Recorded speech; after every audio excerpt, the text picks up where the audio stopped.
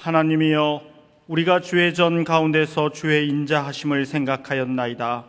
하나님이여, 주의 이름과 같이 찬송도 땅끝까지 미쳤으며 주의 오른손에는 정의가 충만하였나이다. 이 하나님은 영영히 우리 하나님이시니 우리를 죽을 때까지 인도하시리로다.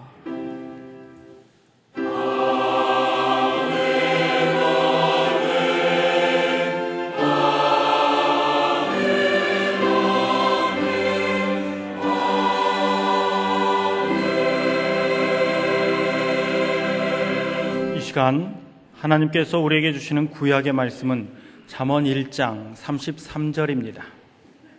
제가 가진 성경으로는 구약 성경 911쪽입니다.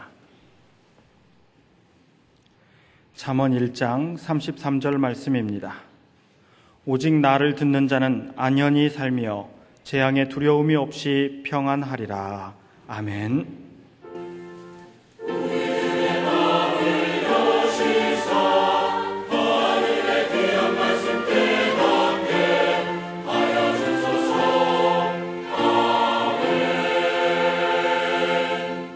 하나님께서 우리에게 주시는 신약의 말씀은 마가복음 8장 18절입니다.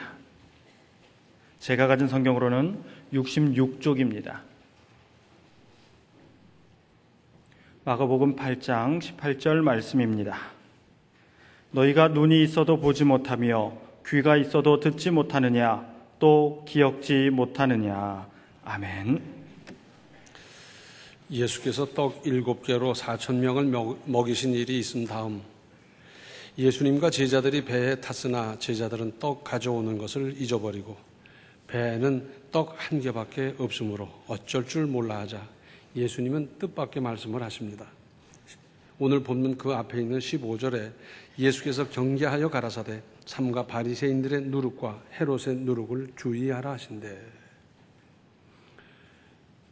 이 사람들은 떡 걱정을 하고 있는데 예수님은 다른 말씀을 하셔요. 이것이 무슨 말씀인지 어리둥절해 하고 있자 16절과 17절에 제자들이 서로 의논하기를 이는 우리에게 떡이 없음이로다 하거늘 예수께서 아시고 이르시되 너희가 어찌 떡이 없음을 의논하느냐 아직도 알지 못하며 깨닫지 못하느냐 너희 마음이 둔하냐. 지금 다른 차원에서 말씀하시는 주님의 뜻을 어쩌면 이렇게도 분별하지 못하느냐 하는 겁니다.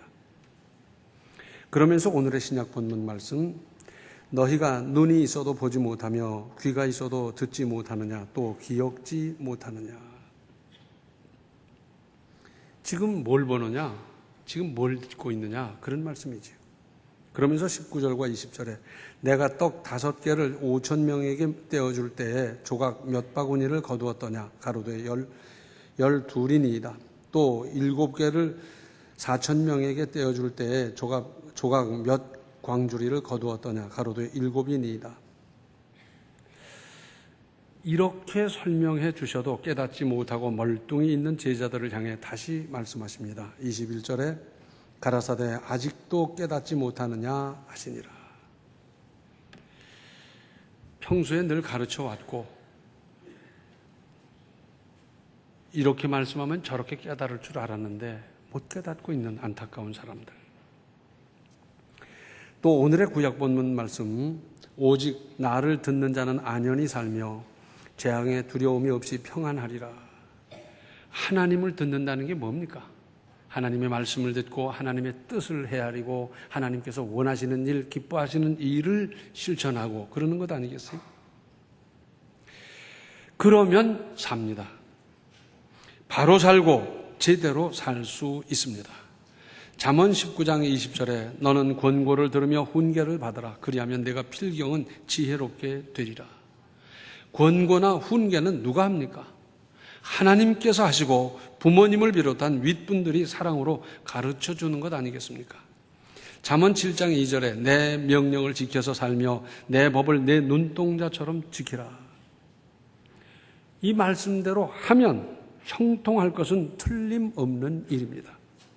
오늘날은 천금 같은 교훈이나 충고도 도무지 안 듣는 세대라고 할 수 있습니다. 그래서 뭐든지 제멋대로 제 고집대로만 하려고 하는 겁니다. 이런 사람이 보이지 않는 하나님의 말씀인들 듣겠습니까? 그런데 성경은 여러 번 반복해서 말씀하고 있습니다. 귀 있는 자는 들으라. 또는 들을 귀 있는 자는 들으라. 하나님께서 말씀하셨습니다. 권고 또는 훈계를 귀로 듣습니까? 아닙니다. 귀로만 들어서는 아무 소용도 없습니다. 가슴으로 듣고 마음으로 듣고 믿음으로 듣고 인생 전체를 두고 듣고 그러는 것 아니겠습니까?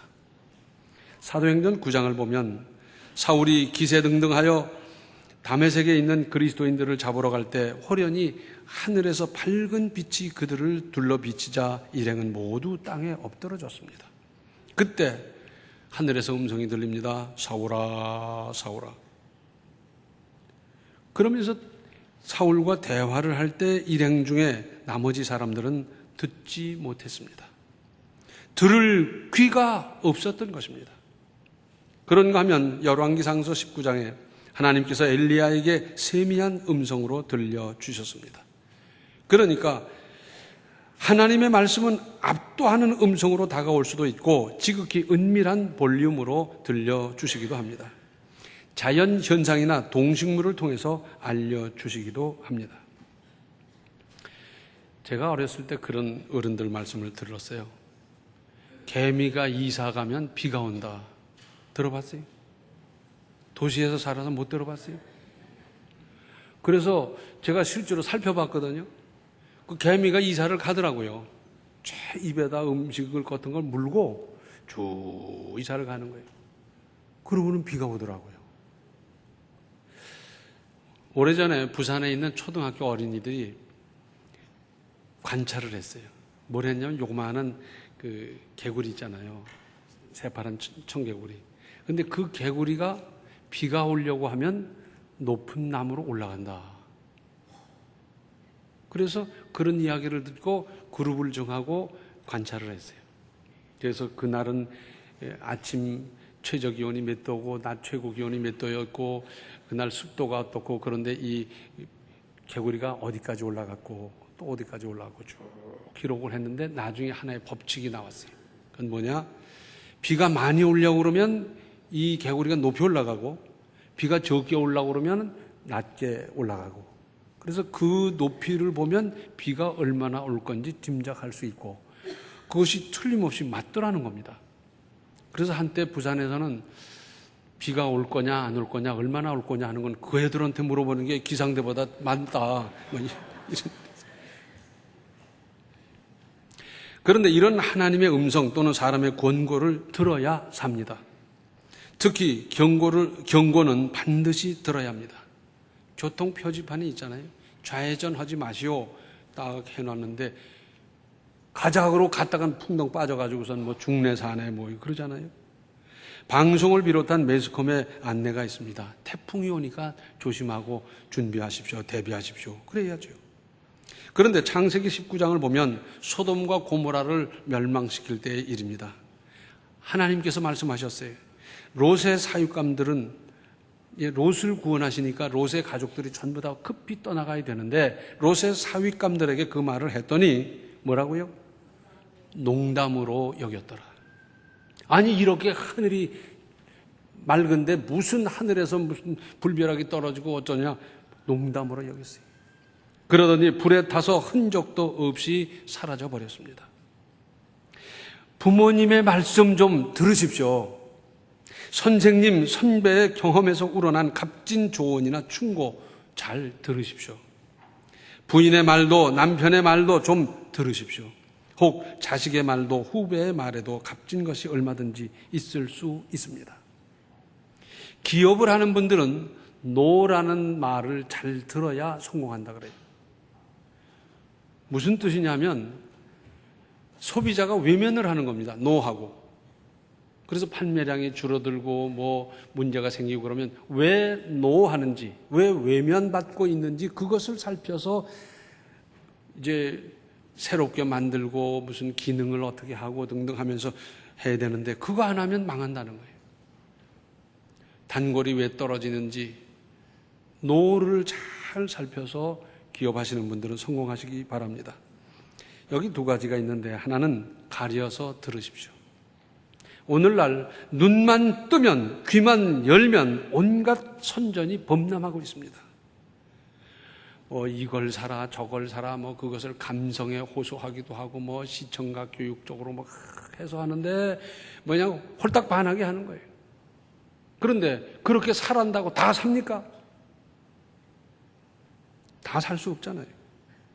또 이걸 먹으면 좋은데 그야말로 만병통치할 것 같으면서 별하별 좋은 음식 또는 무슨 별하별 그런 것들이 많이 나오는데 그거 다 사다 먹었다간 배가 터지고 말 거예요. 제가 언젠가 시골길을 지나다가 식당에 가서 밥을 먹게 됐는데 옆에 보니까 이 포스터가 붙어 있는데 내용이 뭐냐? 막걸리 선전이요. 근데 그걸 봤더니 막걸리에 좋은 점이 그렇게 많더라고요. 그것만 먹었다가는 장생불사할 것 같아요. 그렇다고 막걸리 드립다 퍼먹겠습니까? 믿음으로 하나님 주시는 지혜로 가려서 들으십시오. 가려서 들으십시오. 그리고 하나님의 음성을, 성령의 인도하심을, 천금 같은 권고나 훈계를 들을 수 있도록 언제나 귀를, 언제나 마음을, 언제나 믿음을 열어 놓으십시오. 휴대폰이 얼마나 편리합니까? 전화하면 그냥 얼마나 잘 돼요. 외국까지 촉촉촉촉 되는데 얼마나 편리한지 모릅니다.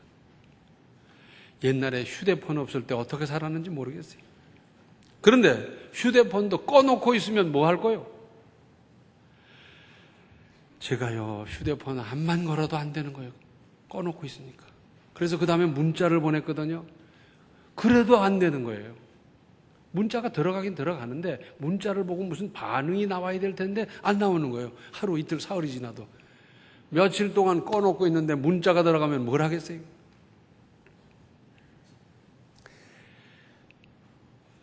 그 편리한 휴대폰도 꺼놓고 있으면 아무 소용이 없어요. 급한 연락을 할 수도 없고요. 무슨 급히 처리해야 될 일들도 할 수가 없고요. 다른 사람 이야기할 것도 없고 내가 듣고 깨닫는 인생을 살아가십시오. 그러면 인생은 낭비하지 않을 것입니다.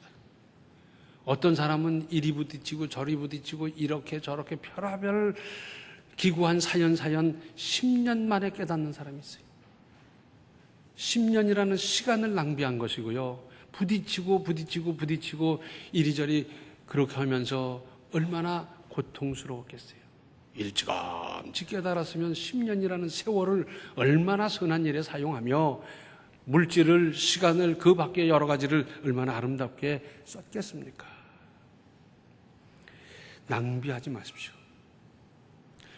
휴대폰을 꺼놓으면 아무리 좋은 정보가 들어갈래도 들어갈 수 없고 들어간들 소용도 없는 거나 마찬가지로 오늘 저녁부터 우리 교회 부흥회를 하는데 여기 바울이 오면 뭘 하겠어요? 안 나오는 데야 무슨 수가 있겠어요? 예? 참여하지 않는 데야 무슨 방법이 없잖아요. 다 은혜 받았다는데 자기만 못 받아가지고선 그때 받아야 될 은혜를 헤맨다 한들 어떻게 되겠습니까? 휴대폰 꺼놓듯이 하지 마시고 다 참여해서 이때 꼭 필요한 하나님의 말씀을, 하나님의 은혜를 받는 겁니다. 참여함으로 은혜를 받는데 천국잔치에 참여해서 나를 위한 은혜 자리로 내가 만드는 겁니다. 내가 은혜 받으면 나를 위한 잔치가 되는 거예요. 그런데 내가 은혜 받지 못하면 나와 아무 상관없고 참여도 하지 않는다고 하면 여기 별하별 방법을 다해서 뭘 만들어 놓은들 무슨 소용이 있겠어요? 이번에 다 참여하시고 큰 은혜 받으시기를 바랍니다. 기도하시겠습니다. 은혜로우신 아버지 하나님, 저희들 참 못돼서 하나님의 말씀, 부모님의 말씀, 주변의 좋은 조언을 듣지를 못했더랬습니다. 거부하고 핑계대고 변명하고 요리피하고 조리피했던 저희들 아니었습니까? 불쌍히 여겨 주시옵소서. 이제는 하나님의 말씀을 비롯해서 훈계와 권고를 잘 들을 수 있는 마음을, 믿음을, 자세를 허락해 주시고 그래서 낭비 없는 인생을 이제부터 아름답게 건설해 갈 수 있도록 주여 도와 주시옵소서. 예수님의 이름 받들어 간절히 기도하옵나이다. 아멘. 하나님의 말씀과 훈계를 잘 받고 들어서 훌륭한 신앙 인생이 되십시오. 지금은 생명의 주 예수 그리스도의 은혜와 하나님 우리 아버지의 극진하신 사랑과 성령의 감화, 감동, 충만, 교통하심이 훈계를 들으며 하나님의 말씀을 따라 삶으로 새로운 아름다운 인생을 건설하고자 작정하는 모든 성도들 머리 위에 이제로부터 영원토록 함께 계시기를 간절히 축원하옵나이다. 아멘.